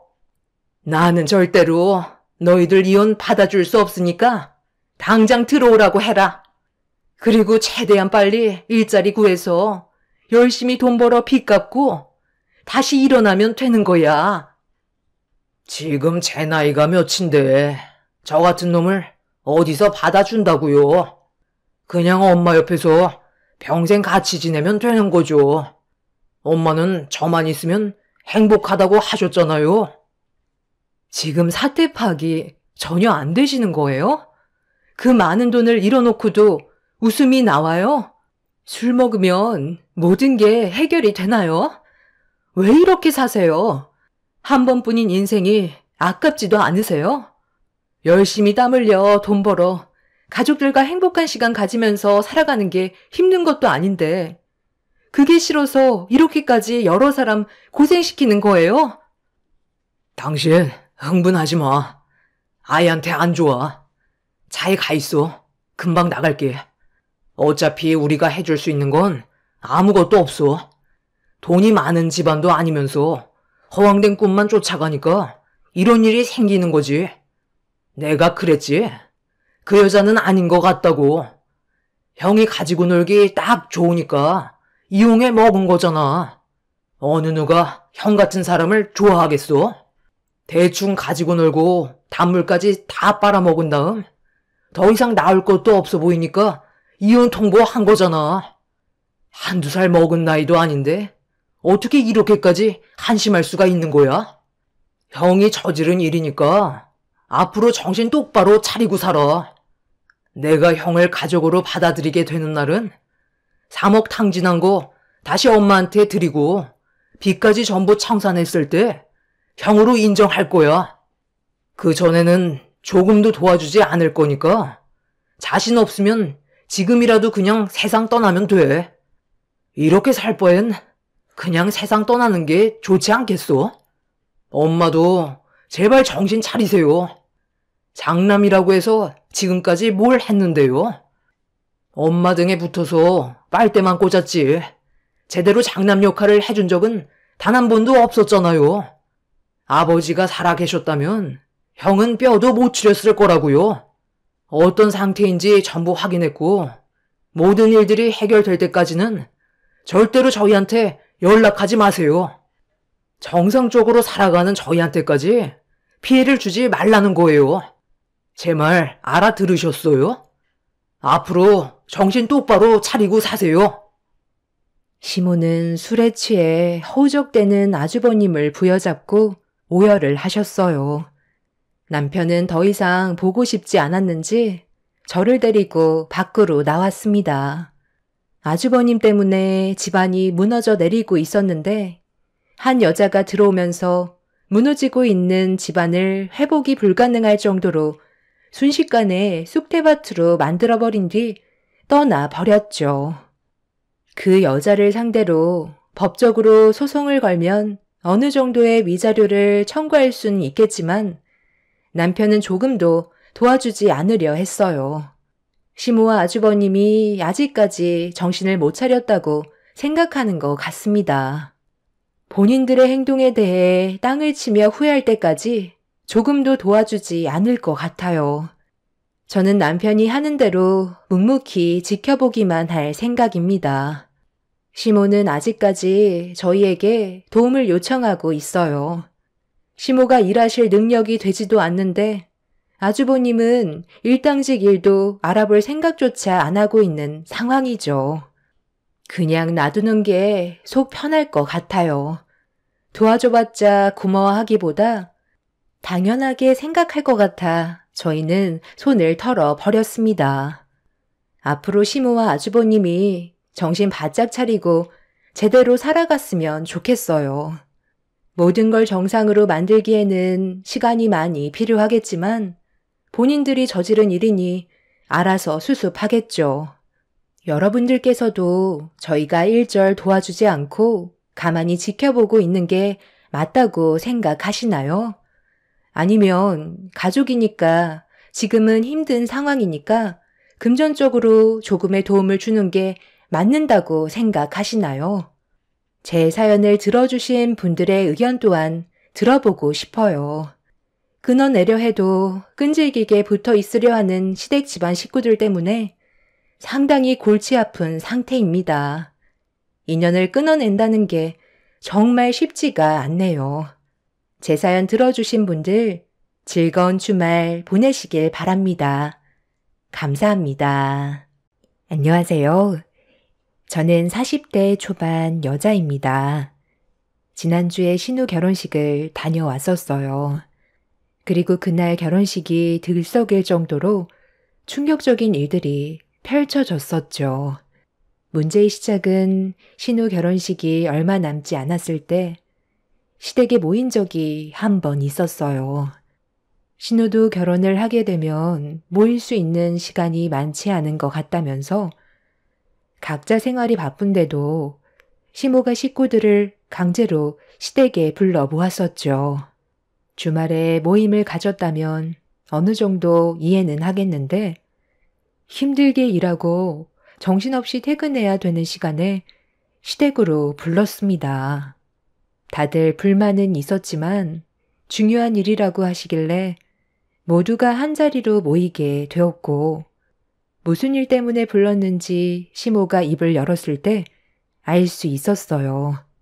솔직히 좀 짜증이 났던 게 전화 통화로 해도 충분한 거였고 일부러 시댁에 모이지 않아도 충분히 해결할 수 있는 일들이었는데도 시모는 얼굴 보고 대화를 해서 결정을 해야 된다고 고집을 부리셨던 게 이해가 되지 않았어요. 굳이 바쁜 사람들 붙잡아 두고 신우 결혼식 날 각자가 뭘 해야 되는지 당부를 하셨어요. 동서와 저는 아무 말도 하지 않고 가만히 있었지만 남편과 서방님이 불만을 털어놓으면서 신우 결혼식이 뭔 대수냐고 신우가 보는 앞에서 언성을 높였습니다. 저희 부부와 동서내외 결혼식 때는 알아서들 하라면서 전혀 신경 쓰지 않으셨는데 유독 신우 결혼식만 예민하셨어요. 그럼 우리 막내딸이 좋은 남자 만나 결혼한다는데 너희들이 오빠면 당연히 신경 써줄 수 있는 거 아니야? 작은 며느리는 뭐가 그리 불만이길래 표정이 왜 이렇게 안 좋아? 내가 이런 거 시키는 게 마음에 안 드는 거니? 한 번뿐인 결혼식 너도 도와줄 수 있는 거지. 그렇게 하기 싫다는 얼굴로 인상을 써야 되겠어? 어머님, 제가 그렇게 한가한 사람처럼 보여요? 결혼식 그거 참석하는 것도 정말 힘들게 시간 빼서 잠깐 얼굴 보여주는 건데 저보고 지금 하객들 접대하라고요? 하객들 신경 좀 써달라는 건데 그게 그렇게 어려운 문제니? 너 결혼식 날 내 막내딸이 하객들 챙기고 어수선하게 진행될 뻔했던 거 정리해주면서 필요한 것들도 챙겨주고 너 뒤따라 다니면서 여러 가지로 봐줬던 거 기억 안 나? 그때 네가 내 딸한테 뭐라고 그랬어? 결혼할 때 필요한 거 도와주겠다고 하지 않았어? 그때랑 지금이랑 상황이 다르잖아요. 저도 당연히 도와주고 싶죠. 그런데 그날 일정이 바쁜데 아가씨 뒤치다꺼리 해줄 만큼 여유가 없다니까요. 형님 있잖아요. 이 집안에서 제일 한가한 형님이 뒤에서 전부 챙겨주면 되겠네. 그리고 헬퍼 이모 있고 인원이 부족할 것 같으면 돈을 주고 사람을 더 충원하면 되는 거 아니에요? 저 결혼식 날 도와주지 않아도 된다는 거 굳이 나서서 아가씨가 도와준 거잖아요. 그때 얼마나 부담스러웠었는데요. 어찌됐든 저는 그날 도와줄 수 없어요. 결혼식 날 때도 얼굴 잠깐 비추고 가야 하니까 어머님도 제 사정 이해해 주세요. 아가씨 결혼식 문제로 너무 예민하게 행동하시는 거 아세요? 그래요. 굳이 이렇게까지 부를 필요도 없었잖아요. 하루 종일 힘들게 일하고 이제 집에 좀 들어가서 쉬려고 하는데 고집 부려서 한자리에 모았으면 적어도 음식 정도는 준비해 주셨어야죠.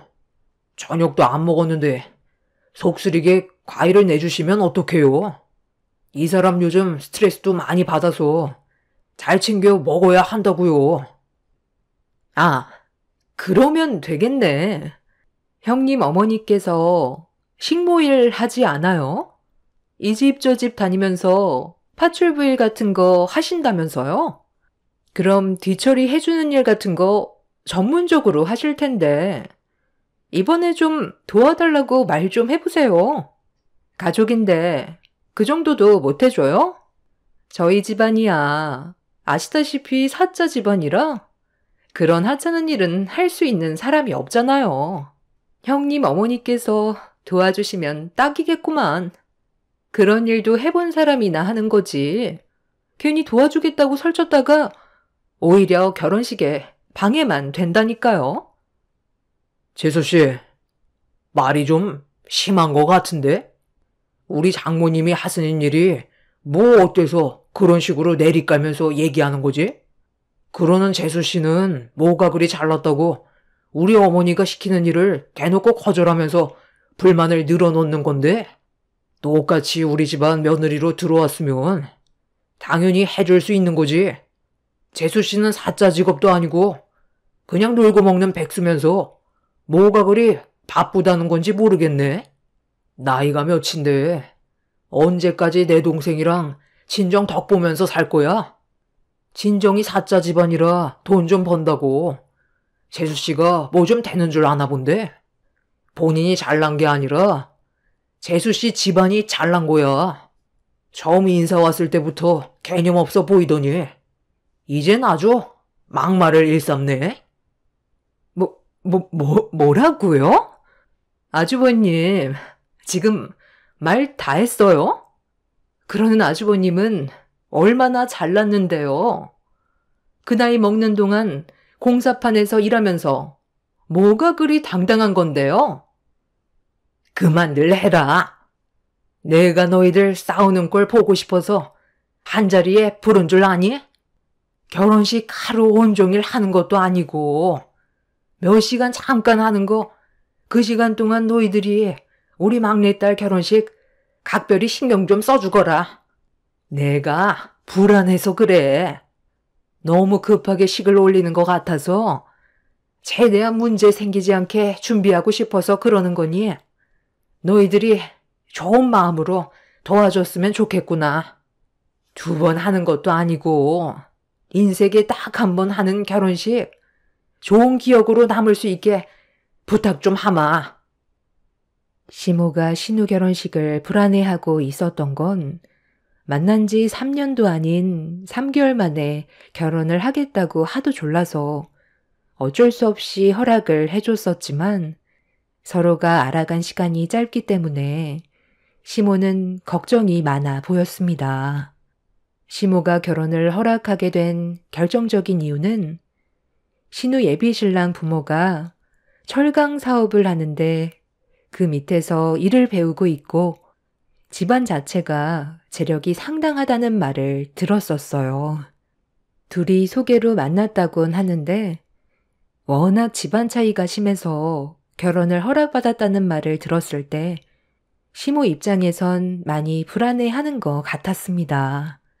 잘 나가는 집안이 중소기업에서 일을 하는 신우와의 결혼을 크게 문제 삼지 않았었고 3개월 만에 결혼까지 계획을 세웠다는 게 또 다른 뭔가 있을까봐 걱정을 너무 많이 하셨어요. 예비신랑 집안에서 좋은 마음으로 2사람의 사랑을 진심으로 응원해서 허락한 결혼일 수도 있겠지만 누구나 한 번쯤은 의심을 할 수밖에 없는 상황이기는 했습니다. 그렇다고 신우의 예비신랑 회사가 문제가 있거나 그런 건 아니었어요. 정상적인 회사였고 직원들 수도 상당히 많았었죠. 이미 남편이 어떤 회사인지 전부 다 파악하고 직접 현장까지 방문해 볼 정도로 시모의 걱정을 덜어줬었는데도 만난 지 얼마 되지 않아 결혼까지 한다는 걸 제일 불안해하고 있었어요. 시부가 돌아가신 지 얼마 되지 않아 남편이 집안의 기둥 역할을 해오고 있어서 신우의 결혼식 날 시모가 원하는 대로 해주는 걸로 결정을 내렸고 동서와 서방님은 어쩔 수 없이 그 말을 따라야만 했었죠. 그렇게 며칠 뒤 결혼식 당일이 되었고 저희 부부는 일찍 서둘러 식장을 찾아갔어요. 이미 많은 하객들이 식장을 꽉 채울 정도로 들어와 있었고 신우는 신부 대기실에서 결혼식을 진행하기 위한 준비를 이미 마친 상태로 대기하고 있었어요. 제가 크게 도와줄 게 없을 정도로 옆에 있던 헬퍼분께서 신우를 잘 챙겨주고 있었습니다. 계획된 결혼식은 예정대로 순조롭게 진행이 매끄럽게 되고 있었고 큰 사고 없이 식을 마칠 수 있었습니다. 동서내외는 식이 시작할 때쯤 늦게 오더니 결혼식이 끝나자마자 바로 식장에서 나가려 하길래 제가 동서를 붙잡았어요. 곧 준비되어 있는 하객들 식사 시간이고 그와 동시에 패배까지 준비가 되어 있는 상황이라 동서내외도 자리를 지키고 있어야 하는데 결혼식도 끝났는데 식장에 뭐하러 있냐고 뒤처리는 제가 다 하라면서 동서가 저를 뿌리치며 식장을 나가려 했어요. 저번에 시댁에서 시모와 저희 남편이 했던 말 기억 안 나냐며 혹시 모를 일을 대비해 자리를 지키는 게 좋을 거라고 얘기하는 순간 갑자기 제 팔을 끌어당기더니 저를 조용한 곳으로 데리고 들어왔어요. 동서는 제가 한 말에 대해 상당히 기분이 안 좋아 보였습니다. 아, 진짜. 그냥 형님이 하면 되는 거잖아요. 이미 결혼식도 끝났는데 제가 자리에 있어야 될 이유가 있는 거예요? 일정이 바쁘다고 얘기했잖아요. 저번에 어머님이 동서한테 뭐라고 했어? 하객들 식사 시작하면 패백도 같이 하기 때문에 어수선해질 수 있는 자리를 동서가 신경 좀 써달라고 부탁했었잖아. 그래서 시간 조절해달라고까지 말했었는데 아예 듣지도 않았던 거야? 가족이라는 게 뭔데? 서로 도움이 필요할 때 도와주는 게 가족 아니야? 나중에 동서가 도움받게 될 일이 전혀 없을 것 같아? 한 치 앞도 모르는 게 사람 일인데 지금 이런 식으로 행동하는 거 정말 후회 안 할 자신 있어? 정말 보자 하니까. 형님, 저한테 방금 뭐라고 했어요?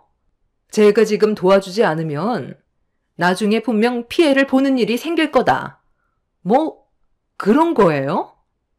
제가 형님 밑으로 들어왔다고 제가 우스워 보여요? 저랑 형님은 애초부터 급이 달라요. 식모딸 주제에 사자 집안인 나한테 어디다 대고 명령질이야? 원하는 게 뭔데? 돈이 필요해? 얼마를 주면 그 입 좀 다물 건데? 이 정도면 될 것 같아? 눈빛 보니까 더 필요해 보이는 것 같은데? 이 정도면 되지? 돈 줄 테니까 손님 접대 졌단 건 너나 해. 밖에 나가면 눈도 못 마주칠게.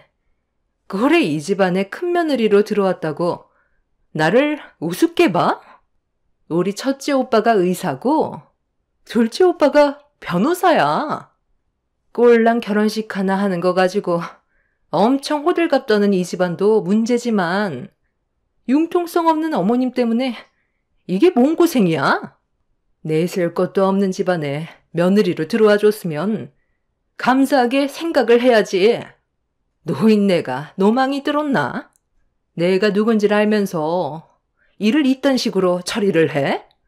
다시는 내가 이 집구석에 오나 봐라. 동서는 혼자 흥분하면서 저에게 막말을 퍼붓더니 지갑에서 꺼낸 수표로 제 뺨을 내리쳤어요. 순식간에 벌어진 상황으로 인해 저는 할 말을 잃었었고 동서는 제 얼굴을 향해 수표를 던졌습니다.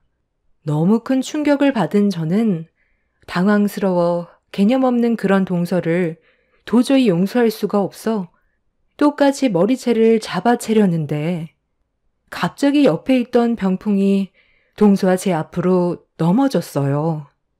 그리고 병풍 뒤에 이 모든 상황을 듣고 있었던 시모가 자리에서 일어나 저와 동서를 쳐다보고 있었습니다. 병풍 뒤에 시모가 숨어 있을 거라고 전혀 예상하지 못한 저와 동서는 당황해서 시모를 바라보고 있는데 자리에서 일어난 시모가 입을 열었어요. 우리 막내딸 결혼식이 다른 때보다 유독 긴장을 많이 해서 그런지 급격하게 피곤해져서 잠깐 패백실에서 한숨 돌리고 있었는데 이게 다 무슨 말이니? 작은 며느리, 방금 네가 한 말 내 앞에서 다시 뱉어봐라. 분위기 파악 못하는 건 우리가 아니라 너 같은데? 너희 집안이 잘 나가면 어른이고 뭐고 다 필요 없다는 거냐? 이런 식으로 행동해도 된다고 사돈분들이 가르치던?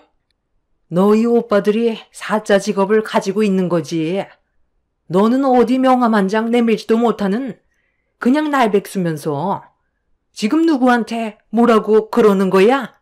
당장 이 자리에서 무릎 꿇고 빌지 않는다면 오늘 패백실에서 곱게 나가지는 못할 줄 알아라.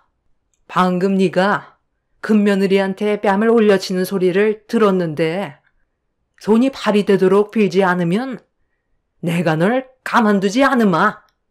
내가 너한테 일을 하라고 시켰니?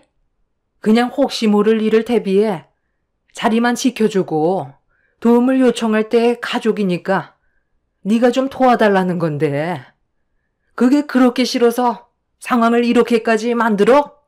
당장 내 앞에서 무릎 꿇지 못해? 내가 왜 무릎을 꿇어요? 지금까지 살면서 남한테 무릎 꿇어본 적 단 한 번도 없다고요. 잘못한 게 있어야 무릎을 꿇든지 하죠. 저리 비키세요. 시모가 문 앞을 가로막고 서 있는데 동서가 시모를 강하게 밀치면서 밖으로 나가겠다며 난리를 치자 최대한 참고 있던 시모가 그런 동서의 머리채를 잡으면서 버르장머리 없는 게 며느리로 들어와서 집안 망신 다 시킨다며 패백실 안에서 동서의 머리를 사정없이 흔들었어요. 동서도 당하지만 않고 시모의 머리채를 잡길래 제가 중간에서 말리려 했지만 동서가 제 머리채를 잡아채는 순간 좀 전의 상황들로 인해 안 좋아진 감정 때문인지 저까지 눈이 돌아버려 동서의 머리채를 잡아 넘어뜨렸어요. 순식간에 패백시라는 아수라장이 되어버렸고 그렇게 2대1은 역부족이라고 생각했는지 도망을 치려 하길래 제가 동서의 발목을 잡아 넘어뜨렸습니다. 그렇게 서로 뒤엉켜 난장판이 된 상황 속에서 갑자기 패백실 문이 열렸고 이런 충격적인 광경을 신우와 예비신랑 가족분들에게까지 보여주게 되었네요. 신우는 경악을 하며 뭐 하는 짓이냐고 소리치는 순간 밖에서 웅성거리는 소리와 함께 남편과 서방님이 패백실 안으로 뛰어 들어왔어요. 다들 제정신이야? 여기가 어딘지 알고 이 난리를 친 거냐고. 식사가 진행되면 패백도 동시에 진행된다던 거 다들 모르고 있었던 거 아니잖아. 저기 설치되어 있는 캠코더로 패백실 안의 상황이 전부 식당에 생중계되고 있었다고. 도대체 왜 다들 서로 그렇게 못 잡아먹어서 안달이야? 당장 그 손들 안 놔? 결혼식 참석해준 것만도 감사하게 생각해야지. 감히 나를 건드려? 우리 오빠가 변호사인 거 잊었어? 나를 이 지경으로 만든 거 절대 가만두지 않을 거야. 동서는 이미 제정신이 아니었고 통제가 되지 않을 정도로 심각한 상태까지 와버려서 차라리 그냥 돌아가게 놔두고 이 문제는 나중에 다시 해결하는 게 좋을 듯 싶어 밖으로 나가려는 동서를 보고만 있었는데 문 앞을 가로막고 있던 신우가 상황을 정리하고 나가라며 한마디 꺼내는 순간 동서는 절대로 해선 안 될 행동을 저질러 버렸어요. 하객들과 신우의 시댁 식구들이 보는 앞에서 신우의 뺨에 손을 올렸고 한 번도 아닌 두 번을 양뺨에 올려쳐 버렸습니다. 패백을 하기 위해 환복을 한 상태였기 때문에 동서가 뺨을 친 순간 신우는 뒤로 넘어져 버렸고 뒤에서 충격적인 광경을 보게 된 시몬은 이성을 잃어 동서를 그대로 패백실 안으로 끌고 갔어요. 서방님 또한 동서가 아무리 자기 아내라 해도 팔은 안으로 굽는다고 눈이 돌아버렸고 그렇게 신우의 결혼식은 아수라장이 되어 버렸습니다. 이 문제로 동서는 시댁 식구들과 법적인 문제로 소송을 걸었고 상황이 심각해지자 동선의 가족분들이 시댁으로 직접 찾아왔습니다. 동서가 신우 결혼식장을 망친 것과 이 문제로 파혼까지 된 상황들에 대해 소송을 제기하려 하자 동서의 가족들이 시댁으로 몰려와 진지하게 대화를 풀어나갔어요. 결혼식이 파투 난 거에 대해서는 정말 죄송합니다. 제 딸이 전부 다 잘못한 점에 대해서는 금전적으로 충분한 보상을 해드릴 테니 이번 한 번만 조용히 넘어가 주실 수 있으신가요? 이런 일로 저희 집안에 안 좋은 소문 떠도는 걸 원하지 않기 때문에 혹시라도 조금의 흠이라도 생기게 된다면 제 아들들의 앞날에 걸림돌이 될 수 있는 걸 막고 싶어서 이렇게 직접 찾아왔습니다. 제 딸이 막내라서 그런지 어렸을 적부터 오냐오냐 키워서 그런 건지 모르겠지만 자기가 원치 않는 일들을 억지로 했을 경우 그걸 참기 힘들어 하더라고요. 그래서 이런 문제가 생긴 것 같습니다. 그동안 사돈께서 제 딸의 버릇없는 행동에 대해 좋게 넘어가 주신 적 많으실 텐데 이번에도 너그러이 용서해 주시면 안 될까요? 법적으로 해결한들 서로에게 상처만 커지지 좋아지는 건 없잖아요. 그렇긴 하죠. 저도 법적으로까지 얼굴 붉히고 싸우는 거 원하지 않습니다. 하지만 이 문제는 단순하지가 않아서요. 작은 며느리가 저지른 행동 하나 때문에 얼마나 많은 사람들이 피해를 받는지 아세요? 제 딸이 파혼을 당했습니다. 저희 집안 꼴을 보더니 정상적인 집안이 아닌 것 같다면서 결혼을 무효 처리했고 그에 따른 위자료까지 저에게 소송을 걸어버린 상태입니다. 제 딸은 지금 이 문제로 충격을 너무 받아서 정신과 치료까지 받고 있어요. 아무리 개념이 없다 한들 어른한테 막말하고 수표로 저희 큰며느리 얼굴을 내려치는 것도 모자라 제 머리채까지 잡아 난리를 쳤는데 이게 조용히 넘어갈 문제인가요? 금전적인 손해배상을 전부 다 책임지겠다고요? 그건 당연한 거죠. 저희가 누구 때문에 이런 피해를 받는데요. 금전적인 보상은 물론 저 개념 없는 사돈의 딸내미 또한 법적 처벌을 진행할 겁니다. 아무리 오냐오냐 키웠어도 옳고 그른 건 기본적으로 알아야 되는데 자기 오빠가 의사고 변호사라면서 기세등등해서 막 나간 행동을 하는 건 저도 더는 용납할 수가 없겠네요. 제 작은 아들도 이혼을 결정했습니다. 바로 앞에서 막내 동생이 뺨을 맞았는데 어느 오빠가 그 모습을 보고 가만히 있겠어요?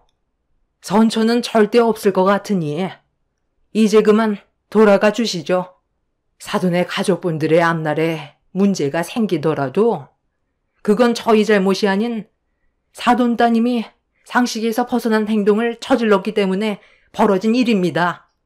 가족이라면 누구나 서로 도와줄 수 있는 거고 그 일이 비록 하기 싫어도 도움이 필요하다고 부탁한다면 도와줘야 가족이라고 생각합니다. 저는 사돈 집안의 따님을 상대로 소송을 준비하겠습니다. 정말 죄송하게 생각합니다. 어르신 결정을 하셨을 테니 저도 더 이상의 할 말은 없네요. 저도 이제 지쳤고 이 문제에 대해선 빠지는 게 좋을 것 같군요. 네가 저지른 잘못에 대해서는 가족들이 일절 도와줄 생각 없으니 앞으로 혼자 처리해라. 사돈께서 선처를 해주셨다면 마지막 기회를 주려 했지만 선처는 절대로 없을 것 같으니 우리도 너를 더 이상 도와줄 수 없을 것 같다. 네가 저지른 행동에 대해서는 본인 스스로 책임을 지고 해결해라. 알겠니? 엄마! 갑자기 그게 무슨 말이야? 저보고 이 사태를 해결하라뇨. 저는 오빠만 믿고 있었는데 도와주지 않겠다고 하면 저는 누구한테 도움을 요청해요? 그건 네가 알아서 해야지. 왜 우리한테 그래? 언제까지 너희 오빠가 네가 저지른 일들을 수습해야 되는 건데 왜 우리 가족이 이 문제로 머리를 숙여야 되는 거냐고. 오늘 이 시간 이후부터 너한테 금전적으로 지원해주던 모든 것들을 전부 다 빼앗기로 결정을 했다. 엄마 명의로 되어 있는 차도 도로 가져갈 테니까 이 세상이 얼마나 살기 힘든 세상인지 너도 한번 겪어봐라. 세상이 너 중심으로 돌아갈 것 같지? 경험해봐야 정신을 차릴 거다. 엄마! 내가 그 차 얼마나 아끼는지 알면서 지금 내 전부를 빼앗겠다고? 정말 이렇게까지 할 거야? 내가 뭘 잘못했다고 그래. 싫다고 얘기한 것뿐이고 나를 강압적으로 몰아세우려 했던 건 저 사람들이야. 나는 정말 잘못한 거 하나 없다니까. 엄마까지 내 편이 안 돼주면 나는 누구한테 도와달라고 해야 되냐고. 너희 아빠는 금전적인 지원 해수는 물론 전륜을 끊어내라고 난리도 아니었다.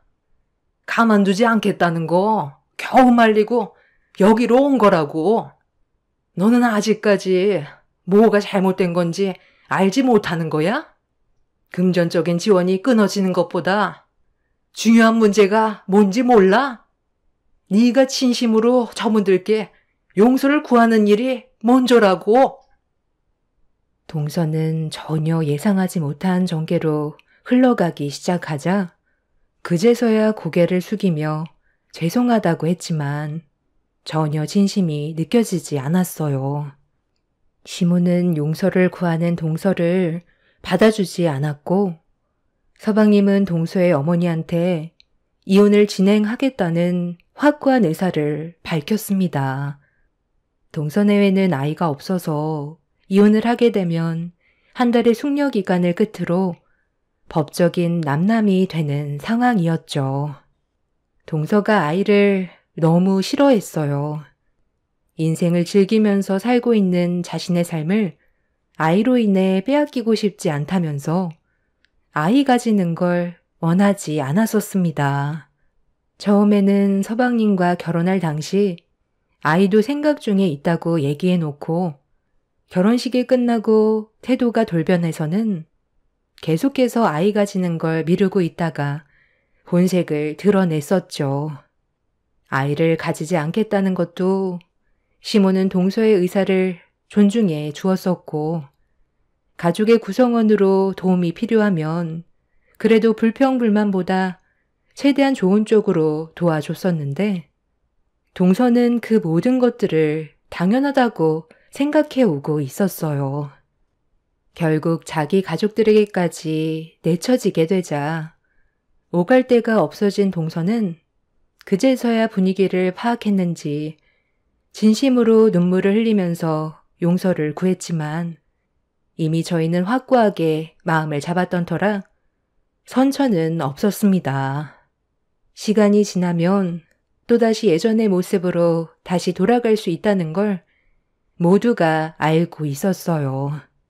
같이 살아갈 수 없는 결정적인 이유는 신우의 결혼식이 파투가 났기 때문에 되돌릴 수 없을 정도로 상황이 심각해져서 법적으로 소송을 진행할 수밖에 없었습니다.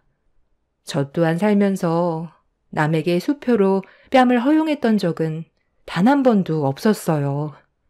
그날 너무 큰 충격을 받았었고 제가 받은 신체적, 정신적 피해에 대해서도 소송을 진행 중입니다.